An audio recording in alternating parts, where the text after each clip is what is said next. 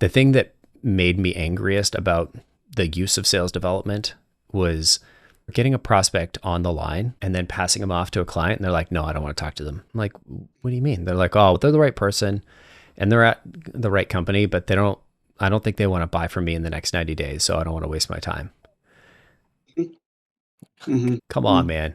You're like, man, what you're saying is wasting your time is really just good sales habits. And as a salesperson, what's better?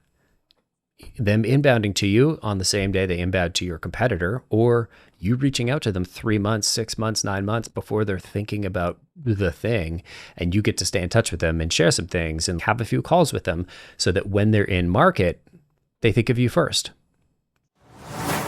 Welcome back to the B2B Playbook, where we believe that great go-to-market is about people, not platforms, and we see that belief being challenged by modern outbound. When predictable revenue hit the scene, it changed SaaS forever. It gave sales teams a system, it gave the SDR a name, but along the way, something got lost. The playbook became process, and process became volume, and that volume drowned out the very people it was meant to reach. In this episode, Collin Stewart, CEO of Predictable Revenue and the author of The Terrifying Art of Finding Customers, joins Adem Manderovic from Closed Circuit Selling and myself, of course, to unpack what Outbound got right, what the market misread, and what comes next.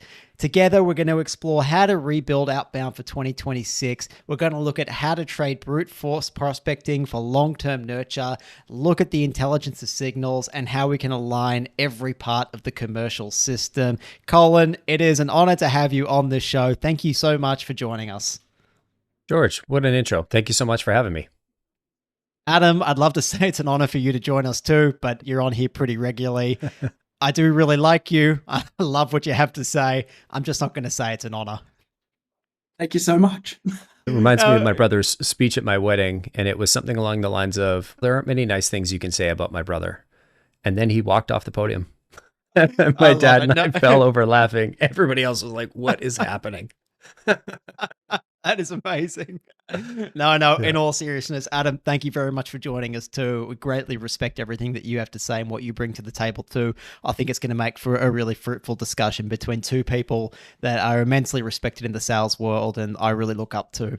Collin, I'd love to kick off with you. And I think a lot of our audience should know Predictable Revenue, and they will know it as the book that defined SaaS Outbound. And for those that don't, could you please take us back through the journey a little bit, look at how you built Voltage CRM, how Aaron Ross came on board, and how that evolved into the empire that we know as Predictable Revenue today? Love it. And I'll give you the short version of the evolution of the book, and then I'll show you where I entered the chat and became the CEO of a book in around 2014. So Predictable Revenue is a book written about Aaron's experience at Salesforce in around 2005, 2006. It was a couple of years there. He wrote a few books and then he decided to write about his experience building Salesforce's first sales development team. And I think they added something like 100 million in revenue back in 2000. I feel like it was 2006. And so he wrote the book in 2009, 2010. It came out in 2011. It became very quickly a bestseller. You couldn't walk around San Francisco without bumping into somebody who knew Predictable Revenue or was trying to implement it or was like, hey, do you know Aaron? That kind of thing. Like he was the celebrity in San Francisco for quite a while. And I mean, I think the nature of it was every company was using sales development. And in 2012, it was really the only book on Outbound that really spelled out, hey, this is a thing that's actually working for SaaS companies. And it was this incredible channel where if you did it right, you could get 10% reply rates, 20% reply rates if you were doing a good job. Like I saw some that were like 30%, 40% reply rates. It was nuts. And so there was this huge channel and suddenly it's bringing all of these SaaS companies tons of money and hence the popularity of it. I read Aaron's book in 2012, 2013, and then the guy wrote a book about cold email. I'm a good Canadian. It seemed almost rude if I wouldn't email him. And so I sent him a cold email. And then I think we would call it social selling now, but back in 2012, it was called being your internet stalker. And I followed him on webinars. I found his phone number, his email address, his Gmail online. And I just kept asking him questions and following him around. And eventually he's like, all right, let's I'm tired of answering all your questions and not getting any value out of it. Let's find a way to work together. And what that looked like was our two companies coming together in 2014. And I'd started Voltage and I had already shut down Voltage. Voltage was a CRM system that one company bought. A bunch of people used it and loved it, but it was really just one company. It wasn't very good. I was just the king idiot of the company. And the short version of that story is I built something that I wanted. And I thought I had this insight that sales productivity was being forgotten about in the transition from on-prem or on your computer CRM into cloud CRM. And I feel like that insight was correct, but how I applied it was incorrect. And I had went out and asked a bunch of companies, hey, isn't my idea smart? And they all went, yeah, sure. And what I heard was, yeah, you're a genius. I went, woo. Then I built the CRM. And then I went back to them like, look, I built the thing. And they're like, gold star, good for you. Leave me alone. And nobody paid for it. And so I met Aaron in the transition from realizing how far up my head had been and pivoting into what turned into Carb.io. And along that journey, I'd used predictable revenue to book customer development interviews for myself so that I could figure out what is the right direction. And we started realizing that folks that had read Aaron's book or companies that were trying to implement cold email really needed help. And we started by servicing them as an agency in around 2012, 2013. And then we ended up building some software around it called Carb.io, which we can go into. But that's the genesis of Aaron to predictable revenue and Voltage. And then what we came together to build was the platform called Carb.io, which was a cold email tool. Back, I think Outreach was already around. SalesLoft was still doing their scrape emails off of LinkedIn thing, hadn't yet pivoted into Cadence. And we thought the right way to approach that was to bootstrap it, which hindsight, I think if I was 40 back then and had all of this experience, I probably could have made it work. But back then I had too many mistakes that I needed to make before I could have built a successful company. And so we built a services business around the idea first to validate the market. That went really well. We went 0 to $1 million in revenue as a services business in a year with 70% profit margins, which was wild. Also a sign that we weren't really paying ourselves any money whatsoever. And we just pushed all that back into developing the product. And from there, once we had the product, we made the mistake of pushing it out way too quickly. And so I wanted to get 0 to $1 million in revenue as quickly as possible. And I optimized for that. And so we went 0 to $1 million in 3 months, which is great. $1 million in ARR, I should clarify, which is amazing if you can keep that trajectory going. And the mistake that we made was we pushed too hard too quickly and we brought too many users on the platform that just weren't going to be happy with the service. And the UI did the thing, the product kind of did the thing, but when you bring too many people, too many customers on to a platform that was already struggling, it just collapsed.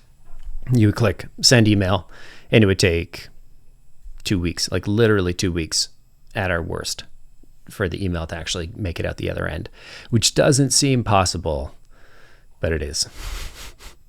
I appreciate how candid you are, Collin. I think that's really refreshing for everyone to hear. With all the great success that you've had, there's obviously setbacks and lessons learned along the way. And I think that's so nice and refreshing for everyone to hear. So thank you for that. At the point where you did combine forces to build predictable revenue, what was the main problem you were really trying to solve for organizations? Was it just that they were lacking structure? They were really struggling to have conversations with the market? What was the core problem you were trying to fix? Obviously, it was revenue. Everything we do ties to revenue. But back in 2013, the companies didn't even believe that you could you could send cold email. People would just tell me that's not going to work. I'm like, well, it's working really well for me. When I was building the CRM system, my job to pay the bills was cold calling for an investment advisor. He paid me $1,000 a month. And I was like, hey man, I'm grinding this for a lead a week, maybe, and not even good ones. I'm like, I could do this with email and way less time. Can I give it a try? And he's like, it'd never work. I'm like, okay. And so I quit there. And within 6 months, we were at $500,000 ARR on the services business. Part of it was like, you asked, what were they hiring us to do? What were they trying to figure out? They were trying to figure out, will it even work? There was so much disbelief around, you can do that part of it was just like, nobody knew how. There was no tools, there was no information, there was no guides, there was no books. There was one, maybe two books out there. Brian Krusenberger had a newsletter. Aaron had his newsletter and his book. They did a bunch of webinars together. I'm sure there were a few others, but there weren't a ton of folks that had real deep cold email knowledge that I ran into. And I probably interviewed 50 sales leaders looking for stuff like this and couldn't track it down. And so people were just looking for information. They were looking for help. They were ultimately looking for revenue. But the initial people were like, hey, let's prove that this works so that I can build a sales development team internally. Fascinating. That's really interesting that, yeah, back then people didn't believe that was a channel. I'm a little bit younger than you guys. It's hard to believe that was the case, but Adam tells me all the time. Adam, I would love to hear from your perspective. I mean, your first encounters with email as a challenge, like when did you start using it? And then also I'd love to know, like, how did you come across predictable revenue? Good question. And as we spoke about with Collin on his show, in Australia, we couldn't really do it that way. And I think that the way that we did it was more just pushing them back to where a live conversation could exist instead of okay, let me rewind. How we were always taught was from like heavy business development from people that would have grown up in the 80s and 90s, was to literally send like a PowerPoint presentation type 3-page email, literally selling the kitchen sink. And if you didn't do that, you hadn't done your job properly. So I guess my time coming up through, it would have been after Fitness First, it would have been at EPAC in financial services. I noticed that we could just ask very similar to what Aaron was doing and suggested in the book, and which is what Collin ended up doing as part of the services, literally just asking, is this the best channel to reach you? Then I noticed if we didn't have to sell the way we were being taught to sell, it was much easier to open a dialogue, which my understanding of what the problem that Collin and Aaron solved was actually building a two-way dialogue, not necessarily how the market took the book's interpretation in a different direction and pushed everything towards measuring meetings as the measure. My interpretation was that both of you were solving a problem to have an open two-way dialogue with the right person on the right channel, but I don't think that the wider perception actually took it that way. Because from the outside looking in, to answer your question, George, as you and I have discussed on probably, I don't know how many podcasts, maybe 50, the outside looking in, people would see what was happening in the US with your movement and then go, okay, so that changed the measurement to being meetings. That then changed the tools. That then changed the behaviors, right?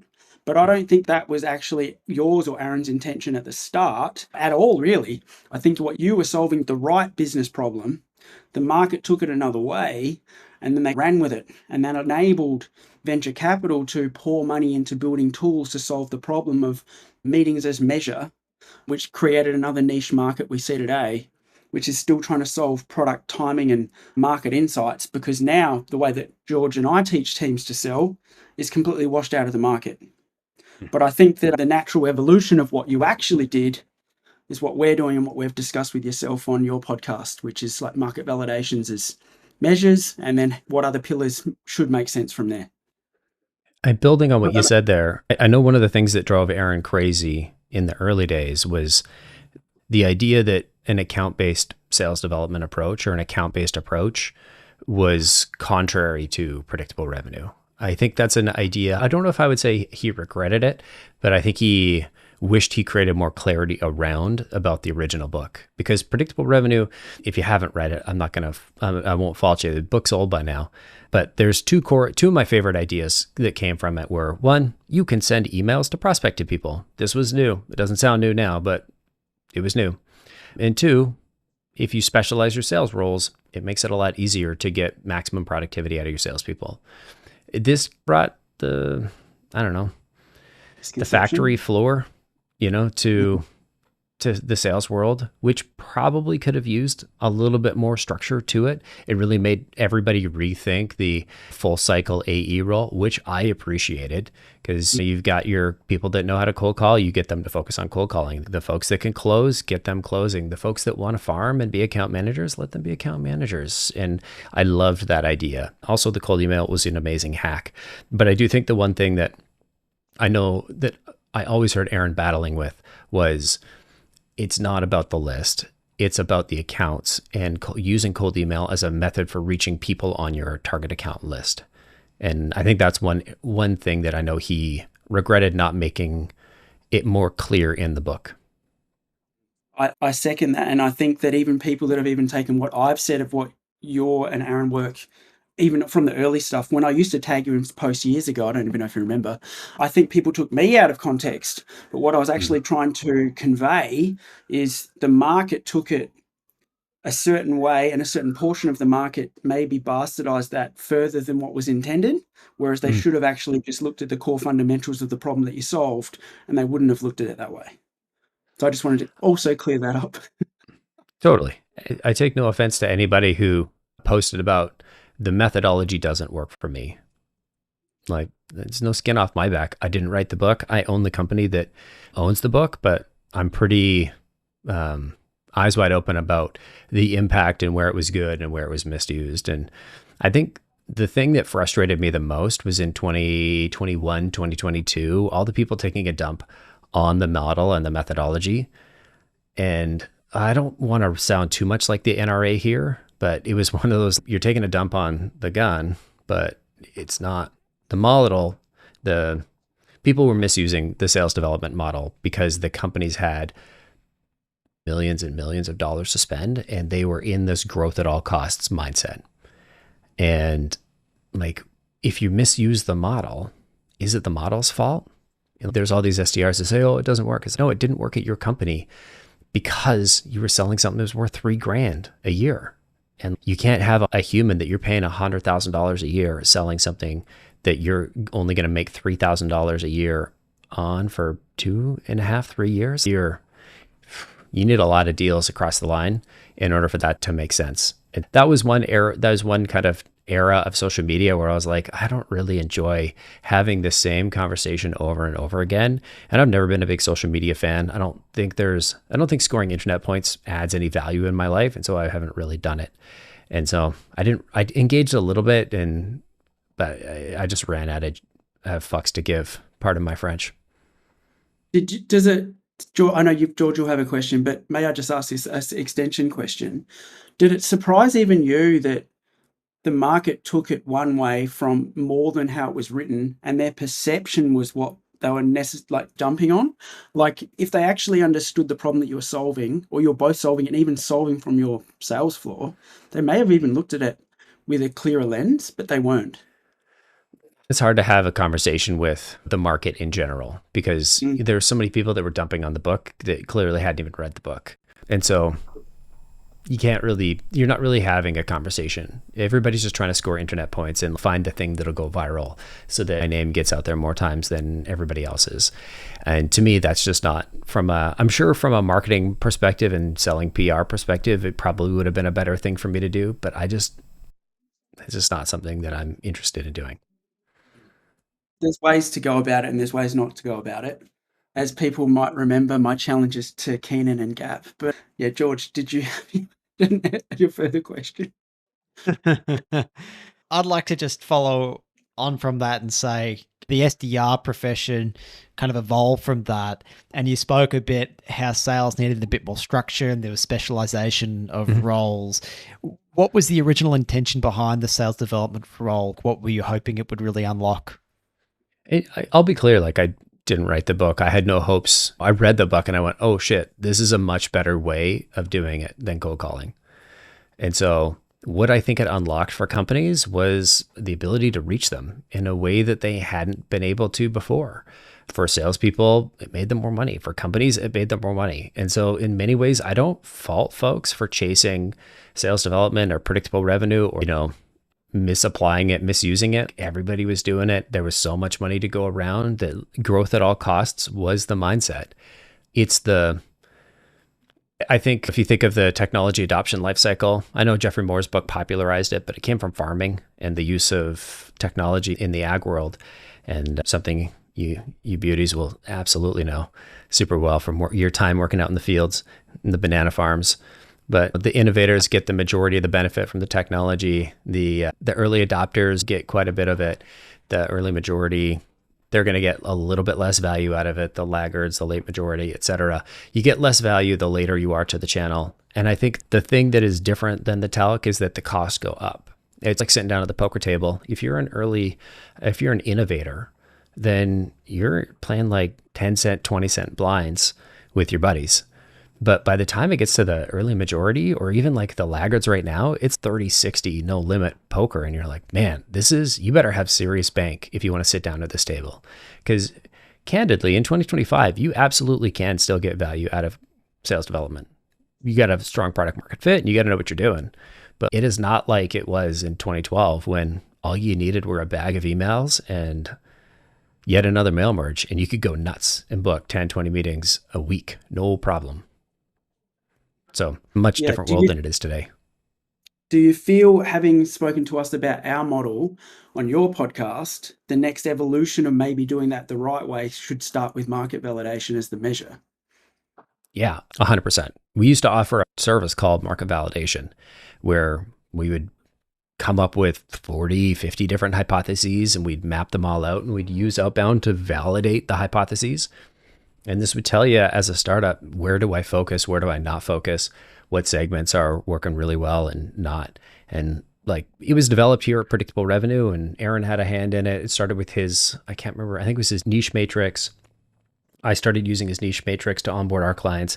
And then my buddy Kenny McKenzie, who was working at PR at the time, went crazy with it and brought in the jobs to be done and a bunch of other kind of granularity. And so our market fit, we've got a matrix that we use to plan out campaigns, and not so much anymore, but the framework, and not so much for onboarding anymore. It used to be this like 4-hour workshop we would do. But then the idea and teaching people to think in that way is still something that we use to this day. So yes, I love the idea of market validation. I love the idea of looking for where should we focus our time. And I think just the thing that made me angriest about the use of sales development was getting a client or getting a prospect on the line and then passing them off to a client. And they're like, no, I don't want to talk to them. I'm like, what do you mean? They're like, oh, they're the right person and they're at the right company, but I don't think they want to buy from me in the next 90 days. So I don't want to waste my time. Mm-hmm. Come on, man. Like, that to me is just it's just a waste. It's just a huge waste. And that was the most frustrating part. I had that conversation so many times where there's meetings, there's pipeline, there's things that you can be doing. And people are like, nah, it's not good enough. It doesn't meet my bar. I'm like, it doesn't cost you anything more to go and have this call. They're like, I don't want to waste my time. You're like, man, what you're saying is wasting your time is really just good sales habits. And as a salesperson, what's better?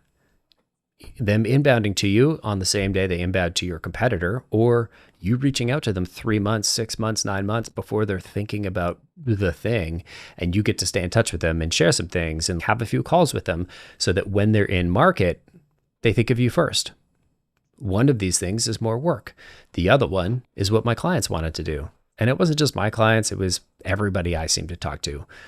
Because the methodology worked so well, I think we became greedy and lazy and selfish. And it was all about protecting my time and not wanting to, waste it, theoretically, doing good sales work. And so I think there was a lot of good sales habits that were lost. And there's a lot of folks that grew up as SDRs in the last 5 years that probably don't know what an actual paper Rolodex is, and haven't gone like physically door knocking. I'm not going to say you're not a real salesperson if you haven't gone physically door knocking, but there is something that changes in you when you're physically going into another space and you got to show up and put your brave face on and pretend that you're enjoying it and try and get your way past the gatekeeper, like the literal gatekeeper. Like, it's just a different experience. It's interesting, Collin, because I think it even goes further than that. I think we've got a layer, and I've said this many times, I don't know if you've listened to any of our other stuff. I've been saying this for 6 years. We've got a layer of C-suite, marketers and sellers that have never seen what good looks like, because the market now believes that solving timing and product road mapping is impossible. They've only ever been pushed by a bastardization of yours and Aaron's model, right? Where they think the reward is the meeting, but the reward is getting the timing to win the deal. And if you can also go further than that and go, hey, but Collin, you guys aren't where you need to be right now, but you would be if you could do X, Y, Z. If 5 clients say that, you've got your product road mapping mapped out for 12 to 24 months. And if not what you and I are saying is true, then why do companies like Winter and Market Research exist? Like, it should be, if you're doing that portion of the role in sales, then and able to speak to a wider portion of the market, you can also then build that front-ended rapport, build those relationships, go back to them at the right time, and unlock what marketing should be doing, which is doing the creative stuff instead of making them do hapless amounts of lead gen that they know that it won't work.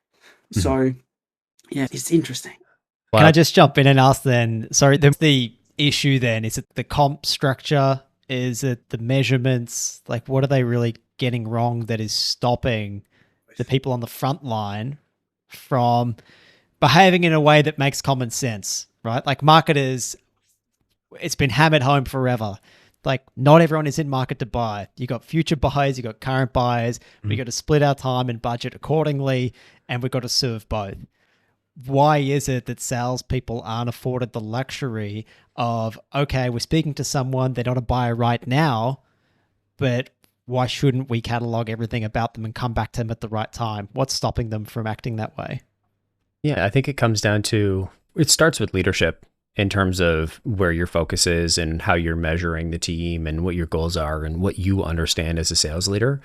And so it starts there, and then it goes to, I think just salespeople don't realize, some don't realize that you should be doing this. And then I think there are those but I think most of the folks that I've talked to, they realize they should be doing it, but they don't have a good system or process in place in order to do it.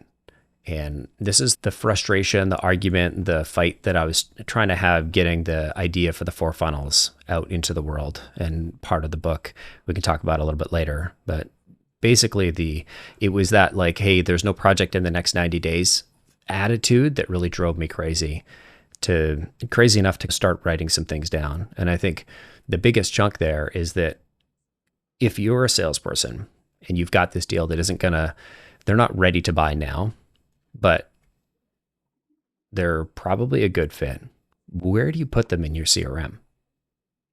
Right? Do you have a pipeline for your nurture opportunities? Do you have an account list workflow? Do you have a view built out?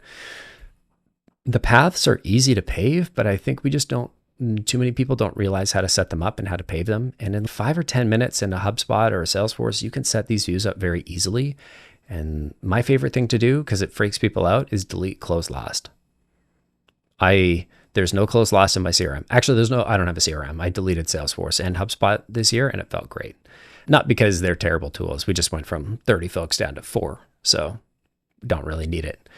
But I love deleting close last. And then I'll add a new status called close last nurture, which means you're committing to have a conversation with this company monthly or quarterly. And if you don't, well, that's a paddling. And then if there's no chance you could ever work with this company ever, we have close last FOAD, which stands for loosely leave me alone and perish. So I'll let you work out what the acronym actually is, but it's something along those lines. And the reason why deals get stuck in folks' pipeline for so long is they don't have a place to put them, because they don't want to close last it, because they're afraid it's going to go away forever. And the solution is close last nurture, and then you duplicate your current pipeline view and you call it nurture.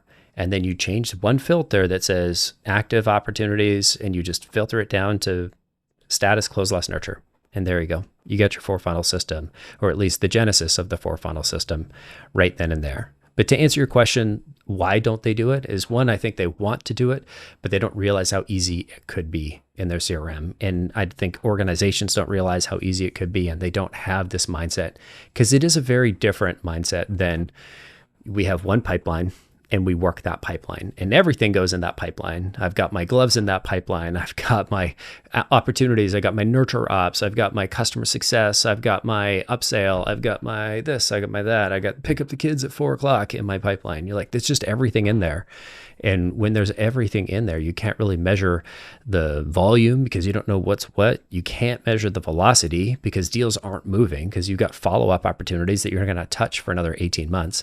And then your conversion rates from stage to stage are meaningless because you've got all this crap that's just sitting there. Even if you did define them properly, you have 4 pipelines sitting in one. It's very challenging to keep an eye and measure what's actually happening in there.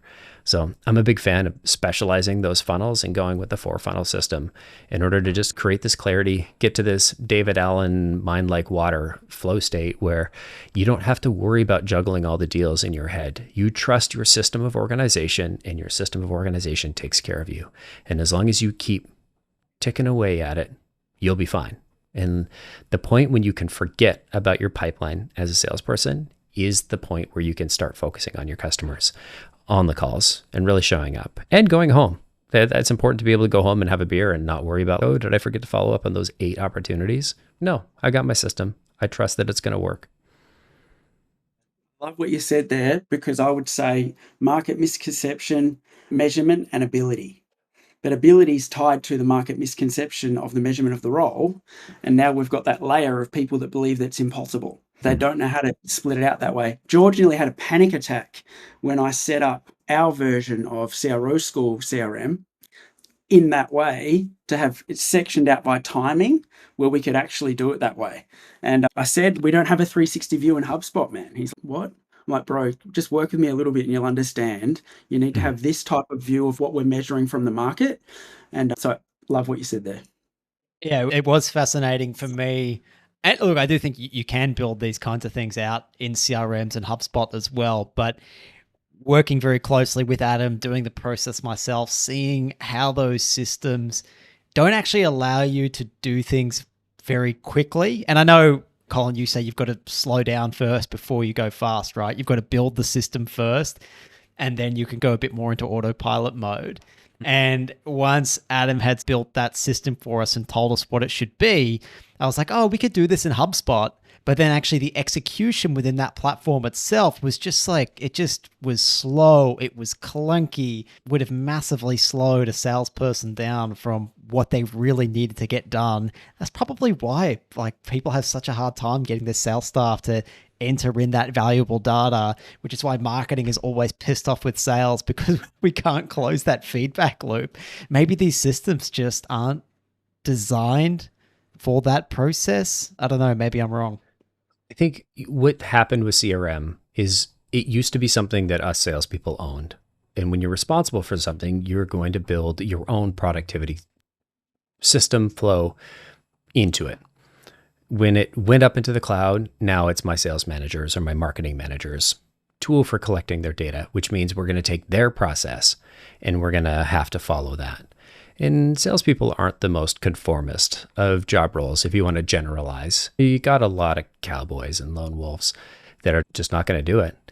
And I think the problem with modern CRM is you take everybody's least favorite part of using a computer and you mandate it, which is filling out forms.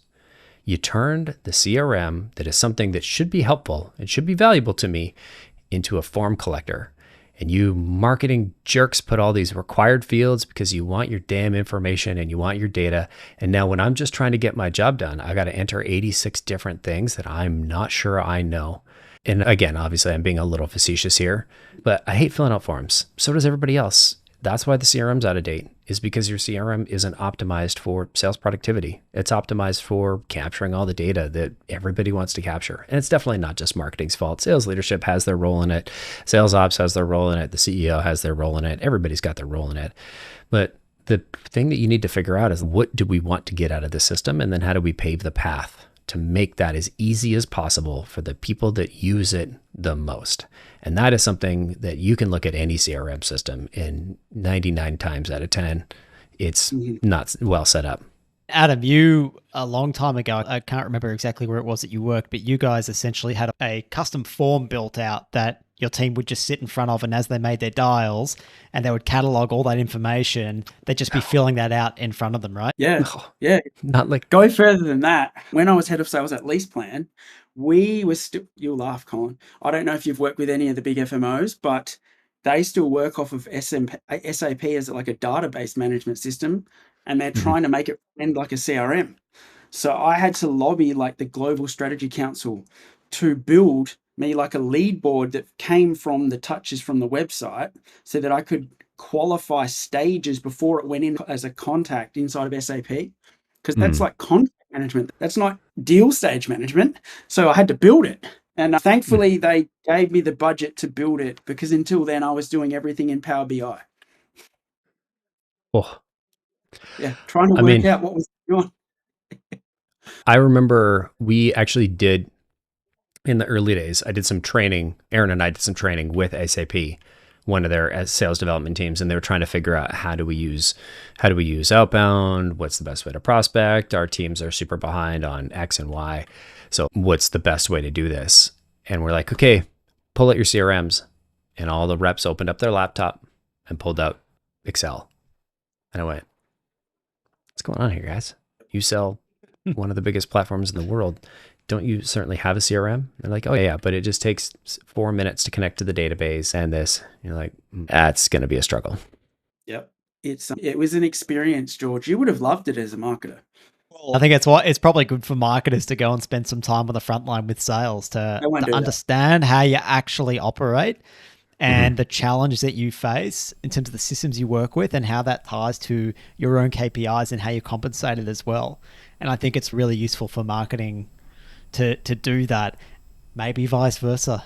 Maybe sales need to look at marketing as well and see, okay, if you want us to enable you and you keep asking us for all these different things, can we have a bit more information around what's important, the timing, so we can allocate our own resources effectively? If sales have a conversation and if they haven't been able to get that timing as to like when that person's contract is up for renewal and you're asking for a 2-pager or some kind of demo, custom demo now, maybe that's not the right time. Maybe the right time is to put it in the calendar for 6 months before their contract is up.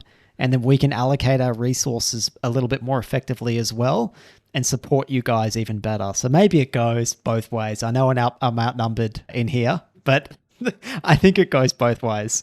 I think we're getting to a place where tools like Clay can go and do all that research for you, right? I think that one of the biggest, and I've written about this quite a lot, but one of the biggest benefits of AI is it's automating away the schlep.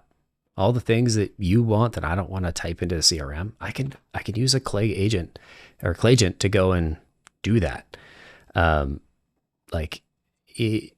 long as you've got the workflow and the scaffolding to connect the LLM to the platform, like I think all of this is going to change pretty dramatically very soon. I think it's in the process of changing, and yeah, the stuff that you could do with an agent and the right scaffolding right now is pretty wild.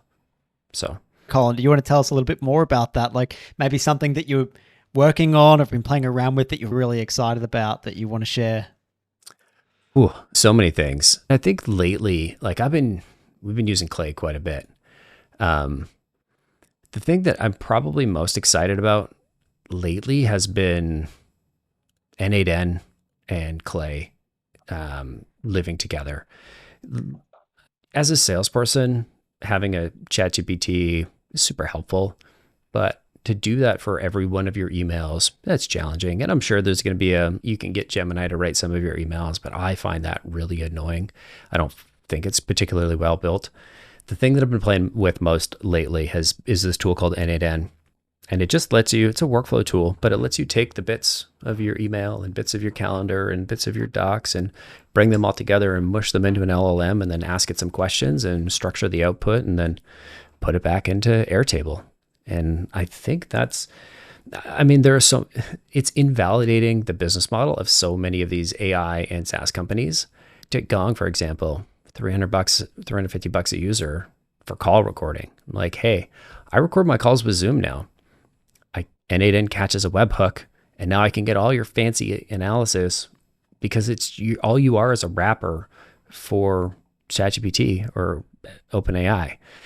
And so I don't need Gong anymore. I've got it myself. It's stored on my own Airtable. I've got it all, and I can recall it and I can do whatever I want with the data. And so I feel like we're in this really cool part of the internet where it feels like I'm building a GeoCities website again for the first time. And everybody's going, why the hell are you doing that? It doesn't make any sense. It's ugly and it's janky and it doesn't quite work. And I'm like, because I can, and it's cool and it's fun and I will again, and nobody's ever going to visit it, but it's awesome.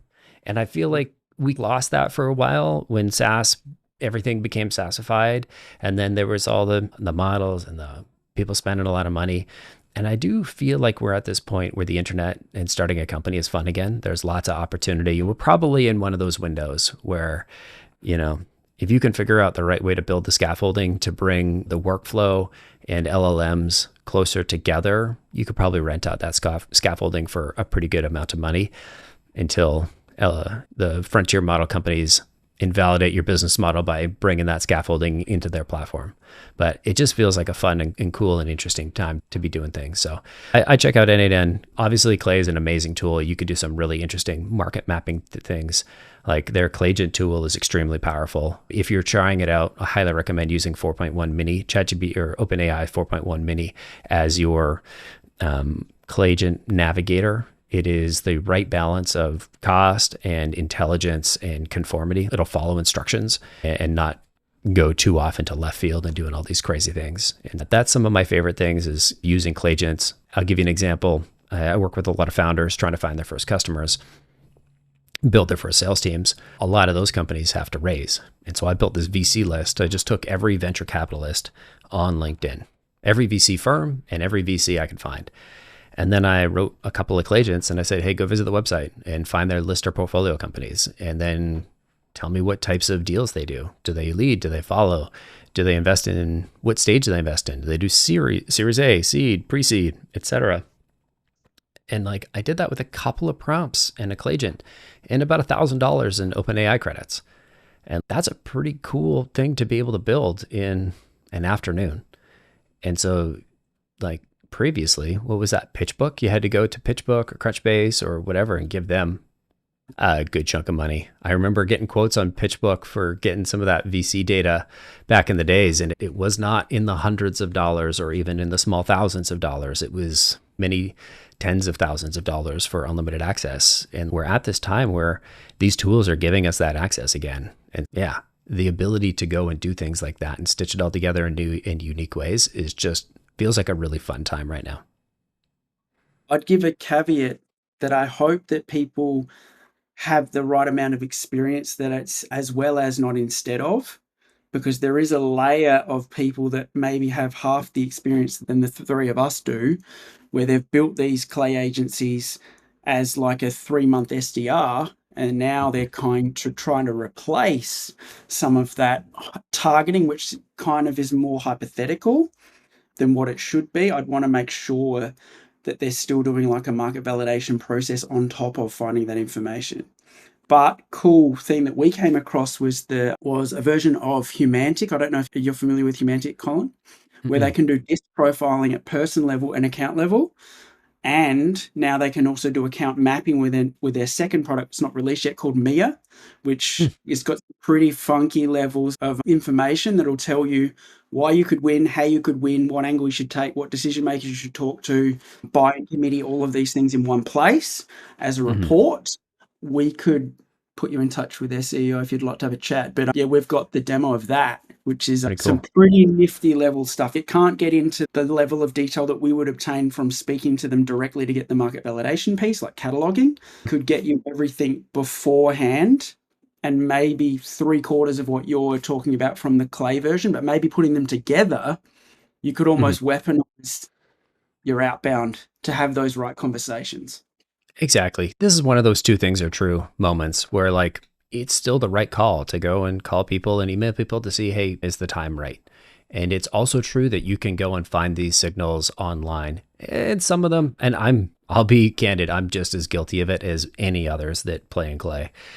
There are times where I have spent 8 hours working on a play just because it's cool, not because it's going to add any value. That I'm excited about are almost always the duds. And you're like, wow, I put so much work into that and it accomplished nothing. Like I've done a couple recently where we used to use DOrg all the time or DiscoverOrg all the time. And I loved that tool. They did such a fantastic job of mapping the market, and they had a whole call center of folks dedicated just to doing that.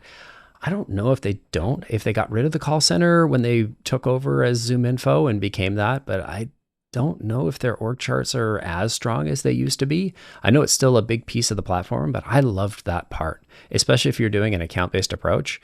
And I always miss that. And one of the things I've been experimenting with lately is running multiple agents to go and look at a department within an organization in a few different ways, and then passing that information off to a decider agent and saying, hey, these are all the folks. Tell me what you think the structure of this organization is based on who reports to who, based on the publicly available data, and who do you think is my best in?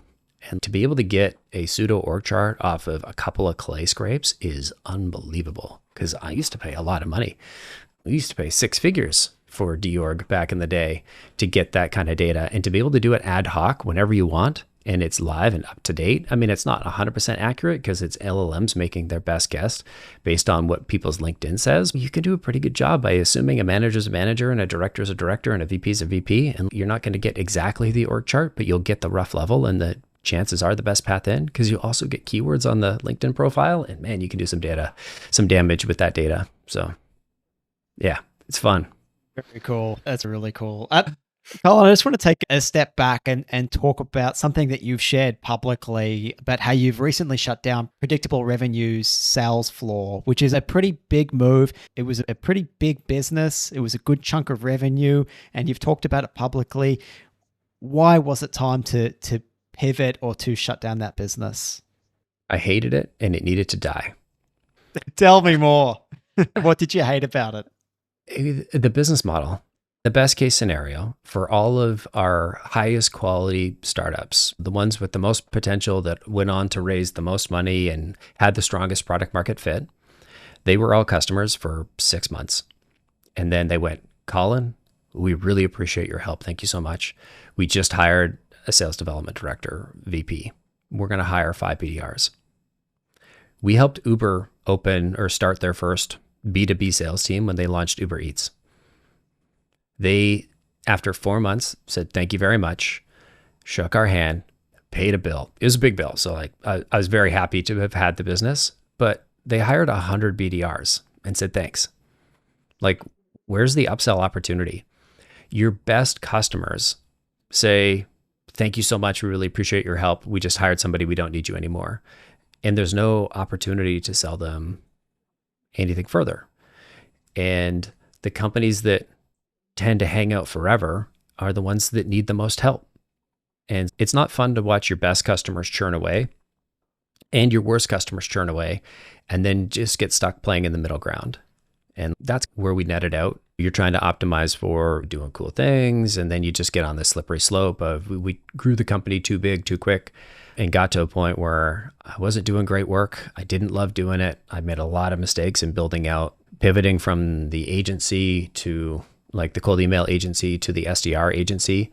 I'm not happy with the way that I built that team, that program, that offering. Like, we had great people, we had great processes, but I think the mistake I made as a founder is I stayed at the executive level when we transitioned from cold email to SDR agency. And I think as a founder, when you think about like different levels of activity or like where you can be engaged in the business, everybody starts as an individual contributor. And that's where I started when I started the cold email thing. I figured all the things out. I wrote the processes. I built the scripts, or I copy pasted the scripts from Stack Overflow. Let's be honest. I put the Google Sheet together. I figured out the labeling system in Gmail and how to count the labels. And I figured out all of these things, and then I built the process, and I deeply understood how that worked. 5 years later, we had to make a pivot. And I had gone from individual contributor. I hired some ICs and I became their manager. Then I hired a bunch of managers and I became their director, leader, executive. And when we made the pivot, I stayed at the executive level and I thought the ICs and the managers could make this transition. And that was false. I hired great people, and the only fault that any of them had was they weren't the founder of Predictable Revenue. And nobody's when you got to make a big grab the lion by its horns and twist moment in your company, there's only one or two people that can really do that. And they both carry the founder title. And I didn't do that. I said, I'm going to hire some smart people and I'm going to let them do that. Because I didn't want to. Two, I had like 3-month-old twin boys. And so I didn't have the brain space to do it. So I'm not making excuses, but in hindsight, that is one of the contributing factors. And I think the net of that was I didn't get in and build it my way. I didn't figure all the things out. I didn't put the effort in. And you could feel that the whole time. And I didn't know why it didn't feel right. The entire time I was running it, something was off. We had great people. We had great customers. We were running what looked like a really good process, but there was just a through line that was missing. And I think one of the pieces was the fact that I didn't understand and I hadn't been the person to put it all together and figure out how to go from old model to new model. And the whole time, I think our average customer lifetime peaked at 11.6 months. Our goal was 12 months. And maybe we crossed it temporarily for a month or two, but our average was stuck at 11.6 for a very long time. And then COVID came around and blew that to pieces. And we went from a healthy business that had 50 SDRs and was on track to our forecast at 120 SDRs by the end of 2020. We had just signed a big lease. We needed a lot more space. And then COVID came and just chaos ensued. And yeah, I think we dropped a third of our revenue in 6 weeks. Yeah, we had customers that just dissolved overnight. Our business model disappeared. We're going into bunker mode. And that chaos really threw us off. And then we rode the rebound when everybody got their checks and all the low interest rates and all that. And then 21, 22 kind of came around when everybody realized, hey, there's been a lot of free money lately, a lot of investing in sales development, and let's pull that back. And so it was just the long story short, it was a business where the model didn't make sense because your best customers churned, your worst customers churned, and your most medium customers stayed for a medium amount of time. And that slice of most medium is not something that a lot of companies aspire to. And they were always trying to get up and get out, or they were going the other direction. And so it wasn't fun. It wasn't producing enough value for our customers. And it was risky. We had a lot of people, and it is literally a treadmill where you got to set the machine to run at a certain point. You got to build the infrastructure to maintain a good service level at a certain number of customers. And if any of those variables change, customer lifetime, number of customers you're onboarding, or the amount that they're paying you, if any of those dramatically change, it throws off all your equations. You either have to accelerate or decelerate. And momentum shifts in a services business are very challenging. And it just felt like I was wasting my life not creating any value, lasting value companies. And we were making money, but I don't know. It wasn't fun. I didn't enjoy it. I didn't feel like it was great value. I didn't feel like it was a net positive. And so it had to die. Collin, it's just so refreshing, again, hearing you talk so candidly about it, but also looking to find things that you enjoy doing more and giving up what is a good chunk of revenue, and I'm sure money that was in your pocket as well, to go and pursue something that you felt was right. And I think that's a really admirable quality. And thank you for doing that. And thank you for being so candid about it too. Bravery and stupidity look very closely when you look at them under a microscope, I think. Yeah, I think we're very similar for what we're trying to do. That's right. We could have jumped on the bandwagon like everybody else, but it's not something that we really believed in. And so I think we've taken the longer route ourselves, which, maybe stupidity. We'll see. Collin, I want to talk about your book as well. That's out now. I saw you had hundreds of pre-orders as well, so I'm sure those books are being delivered to people right now, which is wonderful. It's the terrifying art of finding customers. What inspired you to write that now? 4 years ago, my board thought it would be a good idea for me to write predictable revenue too. And as I've shown in this podcast, I'm not very good at doing things that other people want me to do. And if I don't think they're a good idea, I'm not going to do them. And so I started, because I did agree that the book was old and outdated and people were taking pot shots, and I didn't like that. But I also wasn't very passionate about the space, given what I just said about the business. That's how I was feeling about it. And I started writing the book, and I had the 4 funnels idea, and that was the thing. That was a piece that was giving me energy. But I just couldn't see myself building a whole book around what I thought should be a blog post. I really don't like those books that should have been a blog post or like a PowerPoint keynote presentation. Like, there are some books where you listen to the guy talk for 10 minutes on YouTube. You're like, wow, this is the smartest person I've ever met. And then you read the book and you're like, wow, it's this person's talk, but stretched out over 200 pages. I hate you for wasting my life. And I didn't want to write one of those books. And so I started writing, and I was writing. My commitment to myself was I was going to write every Friday. And I ran into a friend of mine introduced me to a publisher, and we hybrid published with a company called Page 2. Trina over there is absolutely amazing. And she actually sent me this book called Write a Must Read. And after I read the book, it was so obvious. After, in hindsight, the advice, the ideas are exactly what you would expect Adem or I to tell you if you were trying to find your first customers, but in the context of writing a book. It was like, hey, so who's the book for? And what progress do they want to make? And like all these things that any of us would know are the right ways to start or to think about it, but in the context of a book. And then I basically went from reading that book to throwing out half the manuscript.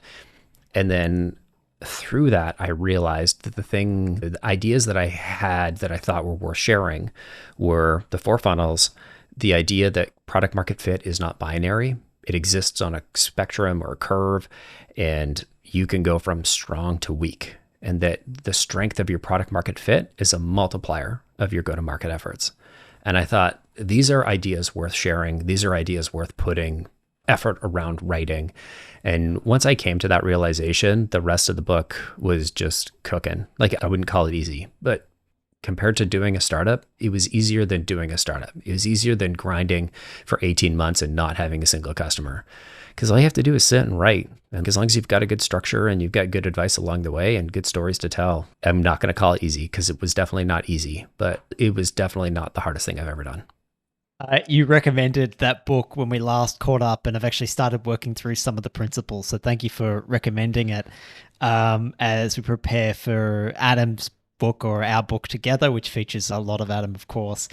One thing, of course, that's important and core to the book is the transformation that you want the ideal customer of your book to experience. And what is that you're looking for the founders who read this? What's that transformation, Collin? I think the realization that product market fit can go from weak to strong. And that's going to have the biggest impact on your go-to-market. And that's the high level idea. And then the book that I felt was missing, that I wish I had when I started, because I started my life as a dirty sales guy. And then I learned product management and customer development and all this startup-y things.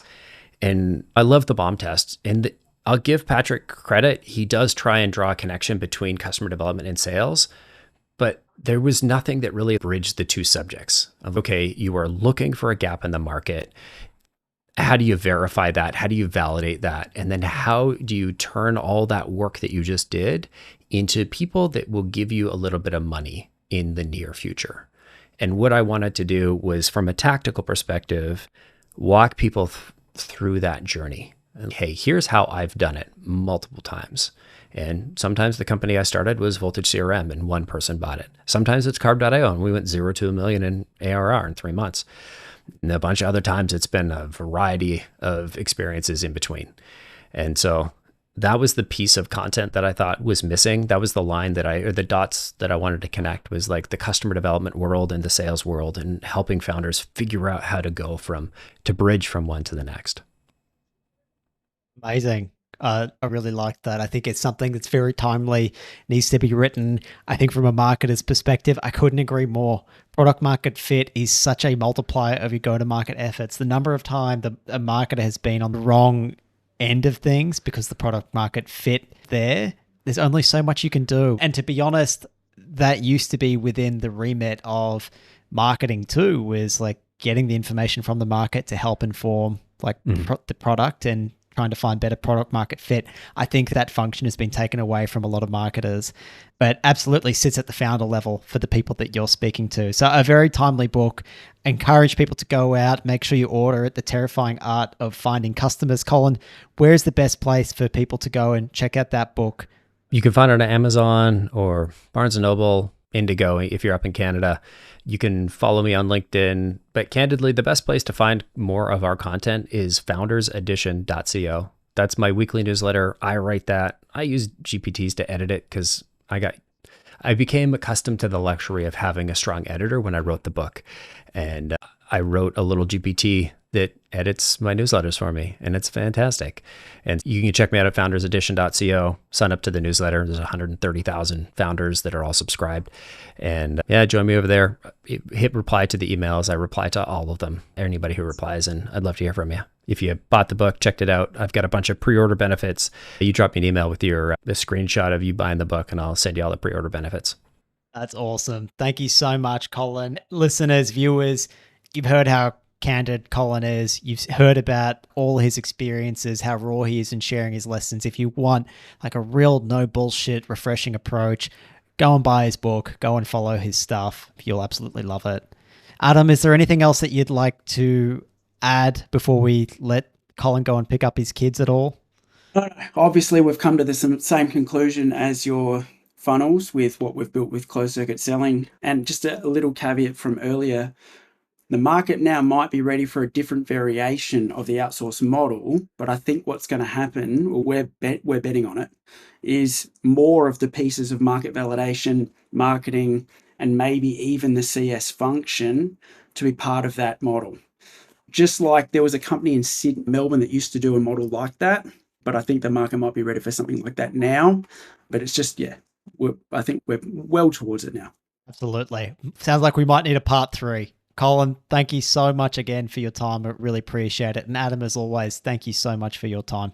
Yes. Jets, thanks for having me on. Appreciate it. Cool.